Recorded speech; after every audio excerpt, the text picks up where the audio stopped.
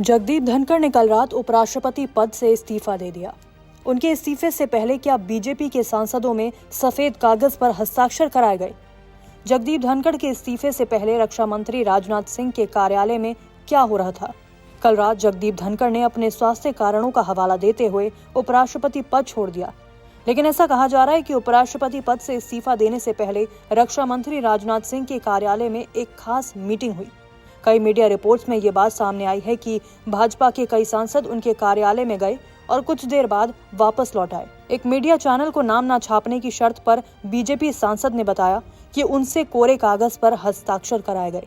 यानी कि उपराष्ट्रपति जगदीप धनखड़ के इस्तीफे के बाद देश में एक नया राजनीतिक तूफान तैयार हो रहा है। सोमवार को सभापति जगदीप धनखड़ ने जस्टिस वर्मा के खिलाफ महाभियोग प्रस्ताव के विपक्षी सांसदों के नोटिस को स्वीकार कर लिया। ये सब उसी वक्त हुआ जब लोकसभा में सबसे ज्यादा सांसदों ने जस्टिस वर्मा के खिलाफ महाभियोग प्रस्ताव पर हस्ताक्षर कर दिए। राज्यसभा के पिछले कुछ सत्र धनखड़ के लिए एक कठिन परीक्षा थी, क्योंकि उन्होंने सहयोग किया और दोनों पक्षों की नाराजगी झेली। विपक्षी सदस्यों ने धनखड़ पर पक्षपात करने का आरोप लगाया। उन्होंने चेयरमैन के खिलाफ अविश्वास प्रस्ताव पेश किया। इस मामले में उपसभापति ने फैसला सुनाया और उनके खिलाफ अविश्वास प्रस्ताव खारिज कर दिया। लेकिन अपने इस्तीफे में जगदीप धनखड़ ने कई महत्वपूर्ण बातें कही। जगदीप धनखड़ ने अपने इस्तीफे में कहा, मैं भारत की माननीय राष्ट्रपति जी को उनकी अटूट सहयोग भावना और मेरे कार्यकाल के दौरान बनाए गए मधुर और सराहनीय कार्य संबंधों के लिए अपनी गहरी कृतज्ञता प्रकट करता हूँ।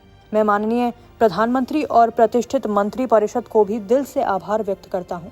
प्रधानमंत्री जी का सहयोग और समर्थन अत्यंत मूल्यवान रहा और मैंने अपने कार्यकाल में बहुत कुछ सीखा। उन्होंने लिखा, संसद के सभी माननीय सदस्यों से जो स्नेह, विश्वास और अपनापन मुझे प्राप्त हुआ, वह हमेशा मेरी स्मृति में अंकित रहेगा। भारत के उपराष्ट्रपति के रूप में मुझे जो अमूल्य अनुभव और अंतर्दृष्टि प्राप्त हुई, उसके लिए मैं अत्यंत आभारी हूँ। ये मेरे लिए गर्व और संतोष की बात रही कि मैं भारत की उल्लेखनीय आर्थिक प्रगति और अभूतपूर्व विकास का साक्षी और सहभागी बना। हमारे राष्ट्र के इस परिवर्तनकारी काल में सेवा देना मेरे लिए सच्चा सम्मान रहा।